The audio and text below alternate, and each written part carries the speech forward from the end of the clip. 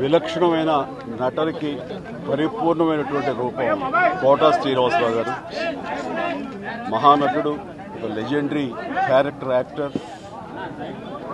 మా ఇద్దరి నట ప్రస్థానం కూడా ఒకే సినిమాతో ప్రారంభమైంది, అది ప్రాణం ఖరీదు.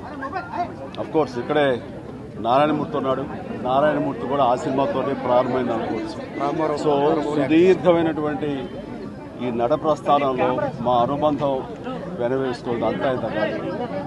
ఆయనతో నటిస్తున్నప్పుడు తెర మీద ఆయన నటనను చూసి అద్భుతం అనుకోవడం వేరు, వ్యక్తిగతంగా 1-to-1 కూర్చున్నప్పుడు ఆయన చేసే చమత్కారాలు కానీ చెప్పే జోకులు కానీ అవి ఆద్యంతం చాలా ఉత్సాహపరుస్తుంది. దాంతో షూటింగ్ ఉందంటే కనుక ఇలా కోట శ్రీనివాసరావు గారు ఉన్నారు, ఇవాళ చాలా హుషారుగా బాగుంటుందని ఉత్సాహంతో వెళ్ళేవాళ్ళం. అలాగా ఆయనతోటి ఒక అనుబంధం పెనవేసుకు వెళ్ళింది. ఇక ఆయన చేయలేని క్యారెక్టరు, చేయని క్యారెక్టరు, మాట్లాడని యాస మాండలికాలు లేవనే చెప్పాలి. అంతగా పరిపూర్ణమైనటువంటి నటన.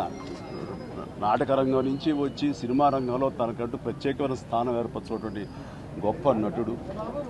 ఆయనతోటి నాకు ఎన్నో సినిమాల అనుబంధం ఉంది. ప్రతి సినిమా ఒక్కొక్క అద్భుతమైనటువంటి నాకు ప్రత్యేకం. అండ్ అలాంటి మా కోట శ్రీనివాసరావు గారు ఈ రోజున లేరు అనుకోవటం అనేది నిజంగా చాలా తీరని లోటు. అండ్ ఇది వాళ్ళ కుటుంబానికి, పరిశ్రమకి తీరని లోటు. అలాంటి మహానటుడు, అలాంటి వైవిధ్య పాత్రలు పోషించేటటువంటి విలక్షణమైన నటుడు మళ్ళీ వస్తారని అనుకోవటం లేదు. అలాంటి నటుడు మనకు దొరకరేమో కూడా, ఉండరేమో కూడా.